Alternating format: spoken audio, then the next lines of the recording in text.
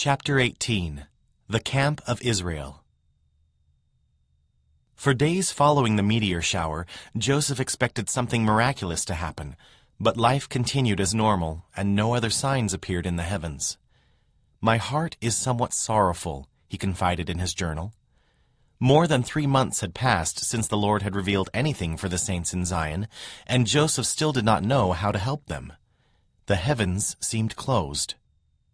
Adding to Joseph's anxiety, Dr. Philastus Hurlbut had recently returned from Palmyra and Manchester with stories, some false, others exaggerated, about Joseph's early life. As the stories spread around Kirtland, Hurlbut also swore he would wash his hands in Joseph's blood. The prophet soon began using bodyguards. On November 25, 1833, a little more than a week after the meteor shower, Orson Hyde arrived in Kirtland and reported on the saints' expulsion from Jackson County. The news was harrowing. Joseph did not understand why God had let the saints suffer and lose the promised land, nor could he foresee Zion's future. He prayed for guidance, but the Lord simply said to be still and trust in him. Joseph wrote Edward Partridge immediately. "I know that Zion in the own due time of the Lord will be redeemed," he testified. "But how many will be the days of her purification, tribulation, and affliction the Lord has kept hid from my eyes." With little else to offer, Joseph tried to comfort his friends in Missouri, despite the 800 miles between them. "When we learn of your sufferings, it awakens every sympathy of our hearts," he wrote. "May God grant that notwithstanding your great afflictions and sufferings, there may not anything separate us from the love of Christ." Joseph continued to pray, and in December he finally received a revelation for the saints in Zion. The Lord declared that they had been afflicted for their sins, but he had compassion on them, and promised they would not be forsaken. "They must needs be chastened and tried, even as Abraham," he explained to Joseph. "For all those who will not endure chastening but deny me cannot be sanctified." As he had before, the Lord instructed the saints to purchase land in Zion and seek legal, peaceful means to get back what they had lost. "Zion shall not be moved out of her place," he declared. "They that remain and are pure in heart shall return and come to their inheritances." While the revelation urged peaceful negotiations with the people of independence, the Lord also indicated that Zion could be reclaimed by power. He told a parable about a vineyard that had been taken from slothful servants and destroyed by an enemy. When the Lord of the vineyard saw the destruction, he chastised the servants for their negligence and called them to action. "Go and gather together the residue of my servants, and take all the strength of mine house," he commanded. "And go ye straightway unto the land of my vineyard, and redeem my vineyard." The Lord did not interpret the parable, but he told the saints that it reflected his will for the redemption of Zion. 2 months later, Parley Pratt and Lyman White came to Kirtland with more news from Missouri. Friendly people across the river from Jackson County had given the saints food and clothes in exchange for labor, but they were still scattered and discouraged. They wanted to know when and how Zion would be rescued from its enemies. After hearing the report, Joseph rose from his chair and announced that he was going to Zion. For 6 months he had offered encouraging words and hope to the saints there as he dealt with other challenges in Kirtland. Now he wanted to do something for them, and he wanted to know who would join him. In April 1834, at a meeting of a small branch of the church in New York, 27-year-old Wilford Woodruff listened to Parley Pratt recount the Lord's latest revelation to Joseph Smith. It called on the saints to raise 500 men to march with the prophet to Missouri. "The redemption of Zion must needs come by power," the Lord declared. "Let no man be afraid to lay down his life for my sake." Parley invited the young and middle-aged men in the branch to go to Zion. Every man who could be spared was expected to go. At the end of the meeting, Wilford introduced himself to Parley. He and his older brother Asmon had joined the church 3 months earlier, and both were teachers in the Aaronic priesthood. Wilford said he was willing to go to Zion, but he had bills to pay and accounts to collect before he could leave. Parley told him it was his duty to get his finances in order and join the march. Later, Wilford spoke to Asmon about going to Zion. Although the Lord had called on every able-bodied man in the church to join the march, Asmund decided to stay, reluctant to leave his home, family, and farm. But Wilfrid was unmarried, and he was eager to go to Zion with the prophet. Wilfrid arrived in Kirtland a few weeks later and met Brigham Young and Heber Kimball, who had recently moved to Ohio with their families. Heber worked as a potter, and he and his wife Vilate had 2 children. Brigham was a carpenter with 2 small daughters. Recently, he had married a convert named Mary Ann Angell after his first wife Miriam had passed away. Both men were willing to join the march, despite the sacrifices their families would have to make. Mary Ann's cousins, Joseph and Chandler Holbrook, were also joining the march, along with their wives Nancy and Eunice and their young children. Nancy and Eunice planned to help the few other women in camp who would cook, wash clothes, and nurse the sick and wounded along the way to Missouri. Women who stayed home found other ways to support the march. Shortly before leaving for Zion, Joseph said, "I want some money to help fit out Zion, and I know that I shall have it." The next day, he received $150 from a Sister Vose in Boston. Wilfrid and a handful of saints left for Zion on May 1st.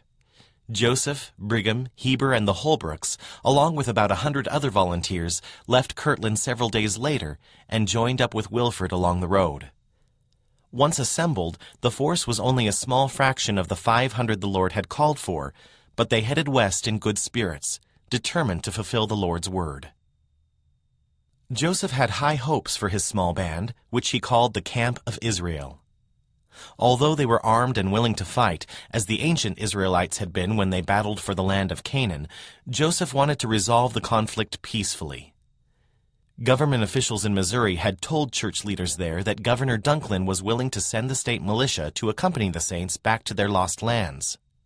He could not, however, promise to keep mobs from driving them out again. Joseph planned to request the governor's aid once the Camp of Israel arrived in Missouri, then work with the militia to return the saints to Jackson County. The camp would remain in Zion for a year to keep the saints safe from their enemies. To ensure that everyone in camp was provided for, camp members put their money in a general fund. Following Old Testament patterns, Joseph divided the men into companies, with each group electing a captain. As the Camp of Israel moved farther west, Joseph worried about entering enemy territory with his small force. His brother Hiram and Lyman White had recruited additional men among the branches of the church northwest of Kirtland, but they had not yet joined up with the Camp of Israel, and Joseph did not know where they were. He also worried that spies were watching the camp's movements and counting their numbers. On June 4th, after a month of marching, the camp reached the Mississippi River. Joseph was tired and sore from the journey, but he felt ready to confront the challenges that lay ahead. He learned that reports and rumors of the camp's movement had already reached Missouri, and hundreds of settlers were preparing for a fight. He wondered whether the saints were strong enough to face them. "Camp is in as good a situation as could be expected," he wrote Emma while sitting on the riverbank, "but our numbers and means are altogether too small." The next day was hot and muggy as the Camp of Israel waited to cross the river into Missouri. The Mississippi was more than a mile wide, and the camp had only one boat to ferry them across. As they waited, some camp members hunted and fished, while others fought off boredom and looked for shade to escape the summer sun. The camp spent 2 tedious days crossing the river. By the end of the second day, they were tired and on edge. Now that they were in Missouri, many of them feared surprise attacks. That evening, Joseph's watchdog startled everyone when it began barking at the last company to arrive in camp. Sylvester Smith, the captain of the arriving company, threatened to kill the dog if it did not stop barking. Joseph calmed the animal, but Sylvester and his company were still complaining about it the next morning. Hearing their complaints, Joseph called camp members together. "I will descend to the spirit that is in the camp," he announced, "for I want to drive it from the camp." He started to mimic Sylvester's behavior from the night before, repeating the captain's threats against the dog. "This spirit keeps up division and bloodshed throughout the world," he said. Sylvester, who was no relation to Joseph, was unamused. "If that dog bites me," he said, "I will kill him." "If you kill that dog," Joseph said, "I will whip you." "If you do," said Sylvester, "I shall defend myself." The camp watched the two men stare each other down. So far, no fights had broken out among them, but weeks of marching had frayed everyone's nerves. At last, Joseph turned away from Sylvester and asked the saints if they were as ashamed as he was of the feeling in the camp. He said they were acting like dogs rather than men.